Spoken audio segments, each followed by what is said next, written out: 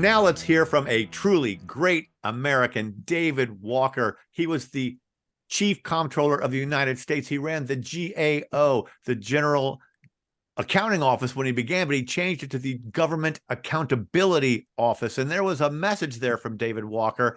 He has been warning us about the national debt since 1998.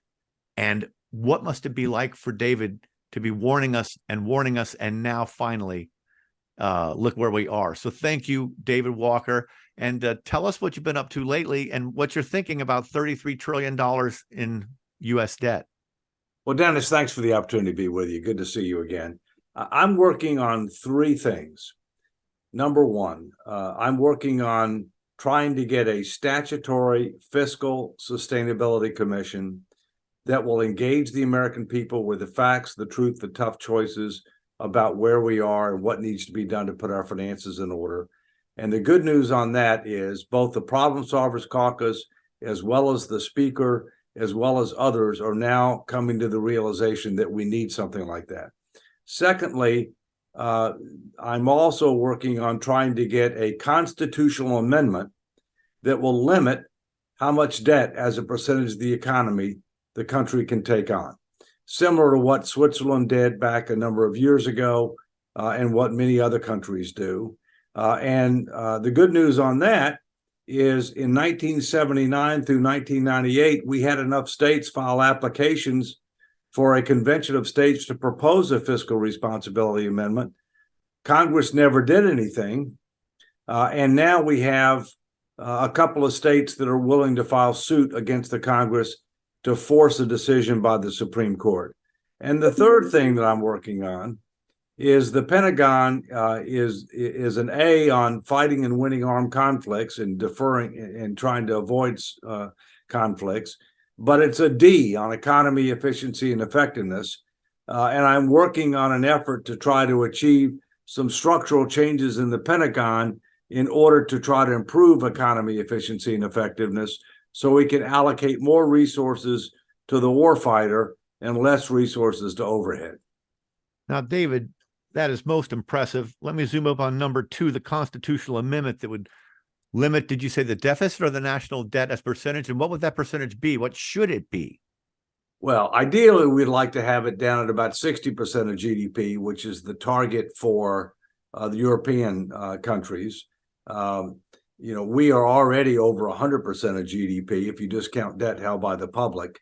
I think we can tolerate a higher percentage of debt to GDP because of the size and diversity and structure of our economy than Europe. But the fact is we're over it now and we're going up rapidly. And so what it would be is, rather than a balanced budget amendment, which I don't think makes sense at the federal level for a variety of reasons, it would end up saying, look, what matters is not deficits, not debt, but debt as a percentage of the economy and interest as a percentage of the budget. So let's focus on the things that really matter. By the way, I don't think a balanced budget amendment would be able to gain adequate support to pass. And the other, also, it sounds like you think that even if it could pass, that it doesn't work for federal government. Why not? The states do a great job of having to balance the budget because of their constitutions. But Dennis, 49 of 50 states have a balanced budget requirement, most of which is in their constitution. But how do you define a balanced budget? Why do you have basket case states like New Jersey, Connecticut, Illinois, I could go on, who theoretically balance their budget, but their financial condition is poor and deteriorating? And the reason being is how they define a balanced budget. They define it as balancing cash flows. So therefore, they can have huge unfunded pension, retiree health obligations that they're not dealing with, and they say that they're okay. And by the way, there are some states that, believe it or not, have the chutzpah to be able to say that if we borrow money and generate cash from borrowing that money, that we've balanced our budget.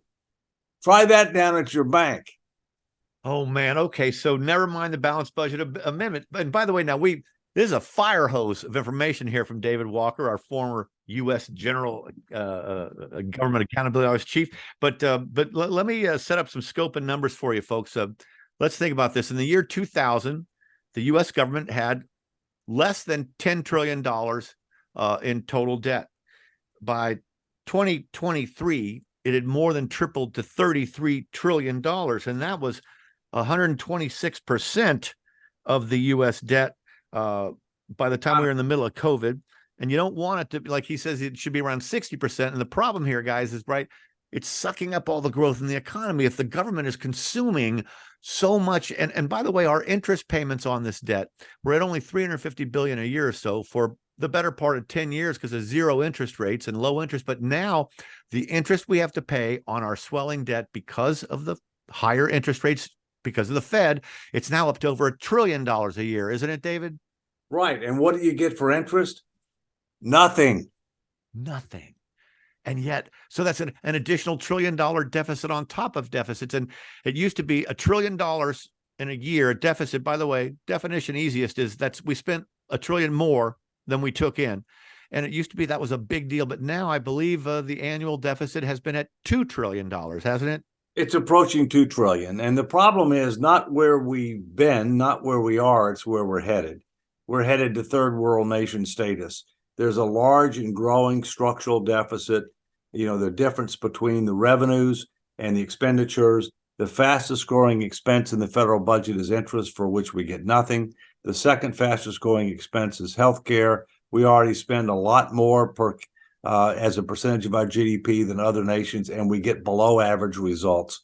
So the bottom line is that's why we need this statutory commission that will educate the American people, that will make a package of recommendations to guarantee up or down vote on revenues, on social insurance programs, and on discretionary spending. And by the way, in 2012, I did a national tour funded largely by H. Ross Perot Sr., and we got 77 to 97% agreement among citizens for reforms that would accomplish the objective to get debt to GDP down to a reasonable and sustainable level.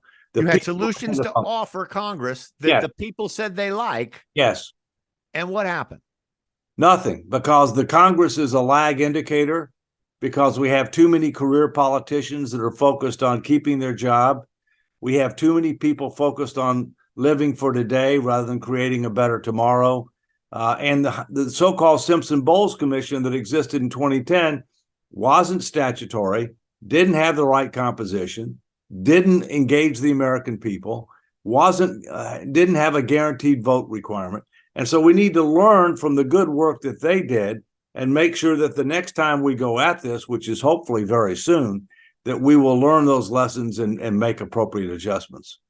You know, I can remember going all the way back to the Reagan administration when he was increasing defense spending, and the media worried about the deficit then and the debt, and the Democrats raised concerns. You know, this Greek tragedy, this Greek mythical character Cassandra, who foresaw the future and tried to warn everyone about it, but no one would believe her. The curse was that no one would believe her, even though she was right.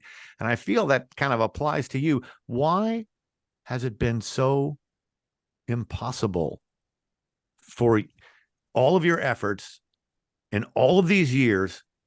Why has it fallen on deaf ears? Why is Washington so utterly ignorant and deaf to your arguments? Because we don't have a party that is fiscally responsible. We haven't had a president who's fiscally responsible since Bill Clinton, because we have too many people who are looking to get reelected, and therefore you want to keep taxes low and you want to give people as much as you can. You know, so there's lots of reasons for it. But as I said, I think people are now coming to the realization that things are out of control, and that we need to do something different. Now, what's your evidence of that? Because I like that, the idea that finally some important people are beginning to realize this is out of control. We have to do something. What are the signs of that? Let's talk about the commission. Because when we did the debt ceiling deal, all right, the Problem Solvers Caucus, which is supported by No Labels, and I'm one of the national co-founders of No Labels. You can find out more about that at nolabels.org. They proposed a resolution to the debt ceiling, which largely was adopted and avoided a potential default. And part of their proposal was this debt commission that I'm talking about. Now Speaker McCarthy is talking about it. The Problem Solvers Caucus are back on the scene with regard to making sure that we don't have to shut down the government. A key part of their proposal is this debt ceiling commission.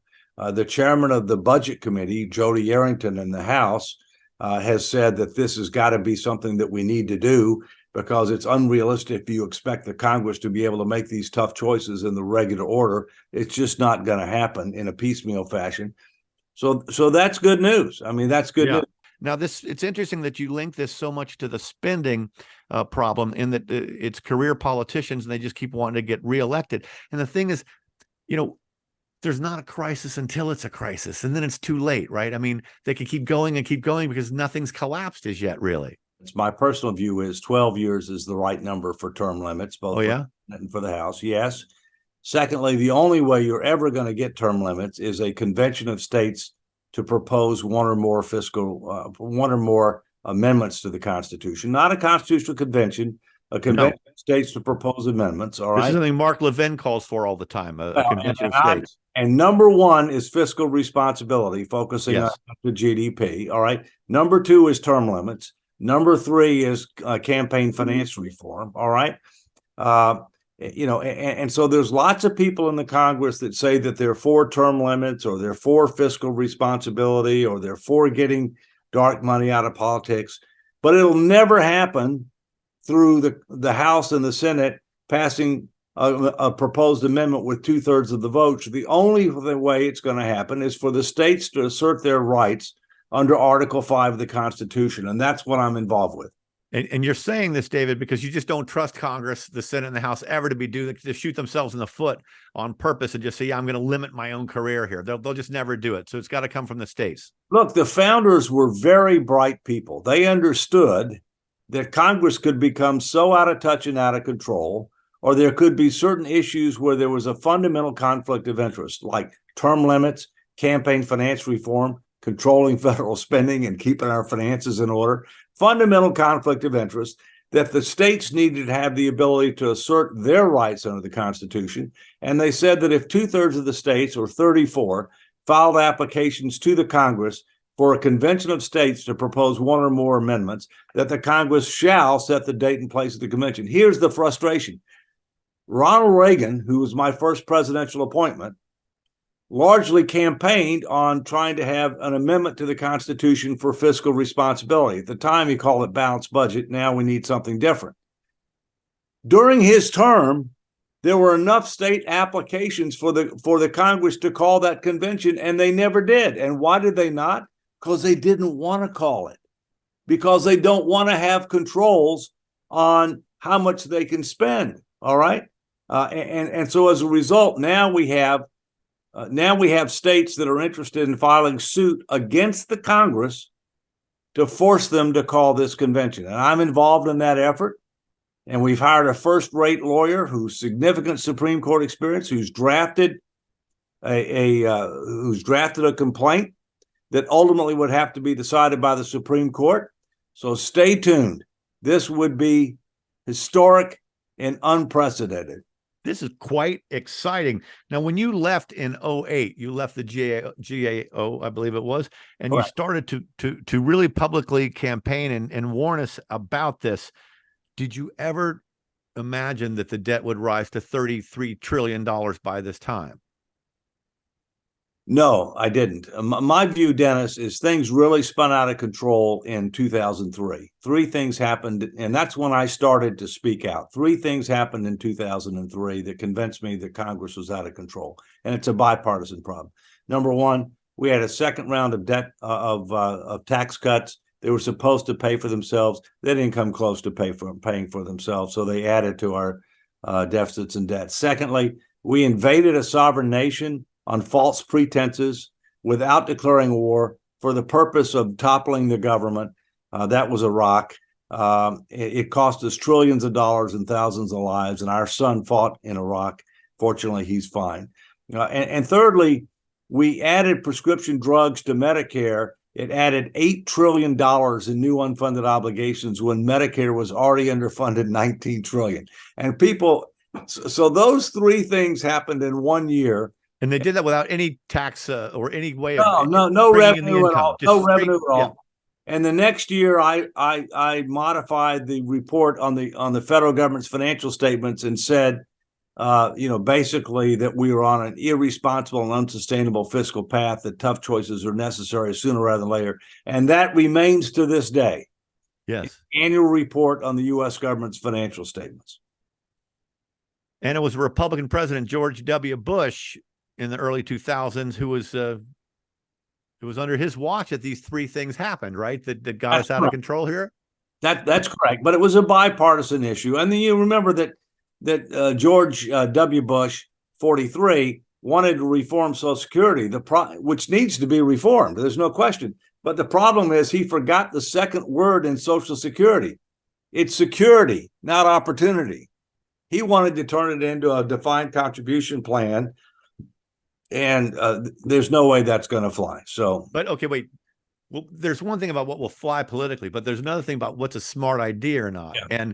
And my gosh, if the Social Security funds that I've been paying on my paycheck for 30 years or more went into my own IRA or 401k, and I just put it in, 60%, 70% in the S&P 500 and the other in bonds, oh my gosh, I'd have so much more than in the Social Security non-pension system. That's right. But the social insurance system is a social insurance program. It's intended to be a foundation of retirement security, and the foundation is intended to be certain and secure. In other words, guaranteed payments through the rest of your life, indexed to inflation. You're supposed to be able to build on that to have an adequate income in retirement through private pensions and defined contribution plans, which you're talking about, and through personal savings arrangements, right? My personal view is that we need to reform Social Security, make it solvent, sustainable, secure sooner rather than later, maintain a defined benefit element, but then supplement it with a defined contribution approach along the lines of what you're talking about, because our savings rates are too low. Our debt's going up, our savings are going down. That's exactly the opposite of what you need to create a better future.